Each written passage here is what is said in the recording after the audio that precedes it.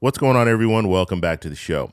So I've been following this Social Security reform, and we've been hearing about this nonpartisan group of senators that have been trying to move forward with a Social Security reform bill. And there's good news to talk about today when it comes to this, because it looks like this new plan that they're trying to put together, it will have an increase in it. And so we're going to talk a little bit about this. I'm going to actually show you a clip of Senator Cassidy. He's going to be talking about this. Now, there's good and bad, okay? So the good is there could be an increase. The bad is they still want to raise that full retirement age to 70, gradually raise it to 70. And so we'll talk about that as well. But first off, if you guys can do me a favor, please like the video, subscribe to the channel, hit that little bell notification, and then click all. By clicking all, you'll get notified anytime we post a video. We do daily videos here, so by clicking the bell notification and clicking all, you should be getting updated every day.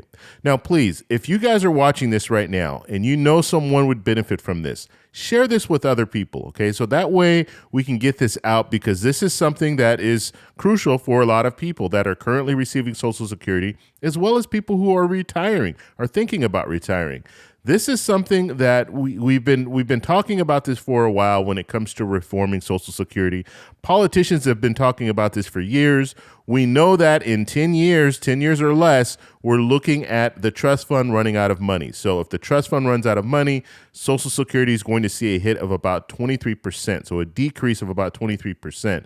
And so something needs to be done. That's why these politicians are talking about this right now. I think it's the perfect time for them to actually move forward a bill, a bipartisan bill, to reform Social Security, because it's 2023. We're not looking at any elections or anything like that. So this is the time to do it. In 2024, there's going to be too much going on, and they're probably not going to move forward with any type of legislation. So now is the time for this to happen. And so right now we're going to take a look at Senator Cassidy. He's going to be talking about his plan, or the bipartisan plan. And another thing that's important for us to focus on, this is a bipartisan group of senators. So this is not just Republicans or Democrats. You have Democrats and Republicans coming together to try to figure out the way forward when it comes to Social Security reform. So here we go. Enter Louisiana Senator Bill Cassidy, who has some very basic ideas to address this, to keep Social Security going, because he's a fan of Social Security, likes it, but at the rate we're going, doesn't think we're all going to be having it. Senator, great to see you. Thank you, Neil. Good to be with you. One of the things that you propose is eventually raising the full retirement age, which you can get Social Security from 67 as it is now to 70.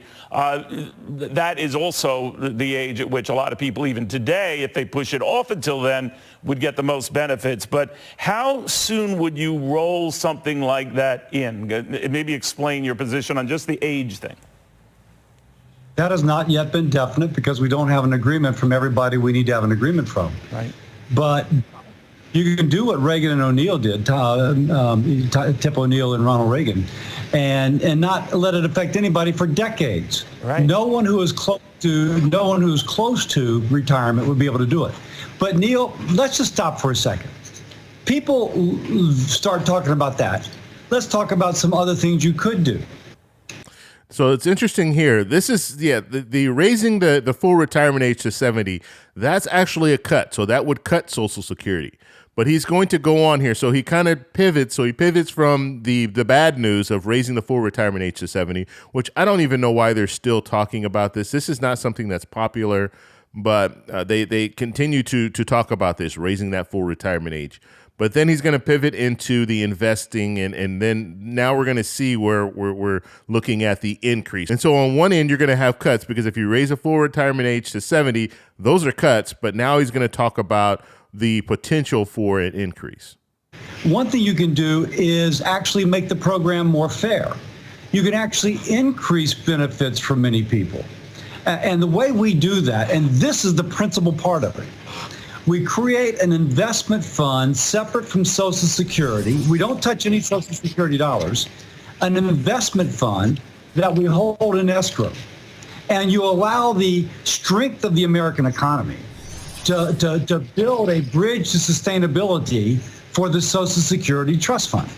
We end up under our plan with enough money over time in order to increase benefits for millions of Americans. Indeed, under our plan, millions of Americans will see increased benefits when the law is passed, and no one will see a cut. And no one will see their age of eligibility increase if they are close to retirement at all. So you have to define what is close to retirement. I get that. And you were referring to Ronald Reagan and Tip O'Neill, then Speaker of the House, to come up with a plan that later became the basic part of the Grace Commission that did extend Social Security shelf life for decades.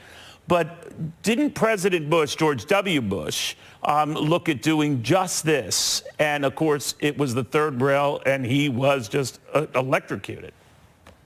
A great question. What George W. wished to do was to create private accounts. Each individual would have his or her own account. Right. No, younger people. It would be open to younger people. But go ahead. And the fear of some was that the risk was borne by the beneficiary. Under our plan, the risk is borne by the fund, not by the beneficiary, and the beneficiary is guaranteed to get the benefits which have been promised to her or promised to him. She is at no risk whatsoever. The risk is borne by the fund, but over the time horizon we're talking about, that'll be a minimal risk. Senator, there's another issue that keeps coming up, whether we limit the Social Security taxes to, you're really at around 100,000 and a half and there are a lot of people get paid a lot more than that, and that contribution into Social Security should be paid at a set rate, no matter how much you make. What do you think of that? Yeah, so what we do, we don't raise the rates. Period. End of story. We don't raise the rates. What we do is what we would do if we can get people to buy into it, if we can get people to choose to preserve, strengthen, and Social Security as opposed to let it go insolvent.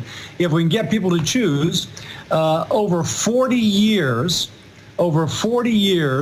we gradually increase the percent of wage income to which the Social Security payroll tax applies, returning it to where it was in 1936 and where it was in 1983 when Reagan and O'Neill did their proposal. But as you know, Senator, I mean, when we first got Social Security, 16 workers were paying in for every one person who was getting Social Security. Now, of course, it's almost dead even or close to it. How do you change that math, or can you? Okay, so right now it's 2.8 workers per Social Security beneficiary. So it's not good, but it's not like one-to-one. He kind of alluded to it being almost one-to-one, which it's not at that point yet. Now, they are talking about it's going to continue to decrease. So in 10 years, we're looking at about 2.3 workers for every Social Security beneficiary. So obviously that is something that they need to focus on as well, because basically what it's saying is the more people that you have working as opposed to people who are receiving Social Security, the better the benefits will be. Because let's say you have 10 people working for every one Social Security beneficiary, they're all paying into that payroll tax. That payroll tax is going to the beneficiaries. And if you have a lot of people working and paying into the payroll tax, it helps out when it comes to people needing more benefits because they have the funds there because you have all these people working. So when we have a strong workforce, that is good for Social Security. Yeah, absolutely you can. We patterned after something that was done under George W. Bush, has been in effect for 30 years or so, if I have my math right. The National Railroad Retirement System, which had fewer workers and more retirees and was going insolvent. Sound familiar? They created a fund, kind of what we're talking about. They created a fund in which they began to invest separate from their, a fund, and they've got an 8.9% return every year. A system that was going insolvent is firmly in the black, paying the benefits that were promised. If we had done that with social back then, we wouldn't be having this conversation. Well, the best time to plant an oak tree is 50 years ago, and the second best time is today. So let's jump on it now to choose to preserve and strengthen the program and not do what, say, President Biden's doing, choosing to let it go insolvent. And when it goes insolvent, people get a 24% cut in their benefits. Yeah, it's unsustainable, to your point. I admire the guts of you and others who are looking at this, because it's not crazy idea. What you're trying to do is is sustain something so that it doesn't go belly up. At the rate it's going to go belly up. So that was Senator Cassidy talking about this new plan, and it does have an increase. However, it does also have that raising of full retirement to 70, which would be a cut. And so he didn't talk about any specifics when it comes to an increase. What does that mean? Does that mean an extra $200 per month? He didn't say anything like that. So he can say it's an increase, but an increase could be $10 or it could be $100. We don't know. And so that's something that we would need to know more information about. When it comes to the full retirement age at 70, when is that going to transition? How long is it going to take? And so that's something else that we would need to know about. So there's a lot that we still need to know about, but they are trying, at least it looks like this bipartisan group is trying to provide an increase when it comes to this new plan. They're not just trying to address the trust fund. They're trying to say, okay, we're going to address the trust fund, we're going to reform Social Security, but we would also like to see an increase for those people who are currently receiving Social Security. So this is good news. This is actually good news. We'll see where it goes from here. The only thing that I don't like about this plan is the full retirement age, raising that full retirement age to 70.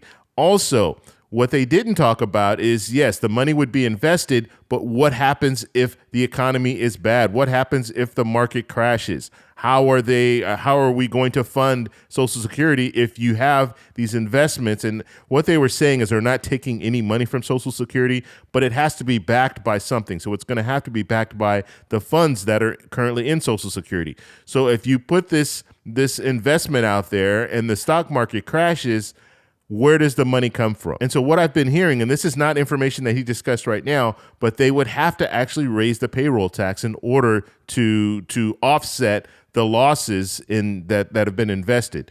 So it is a risk. So when we're looking at investments are always a risk. We know that.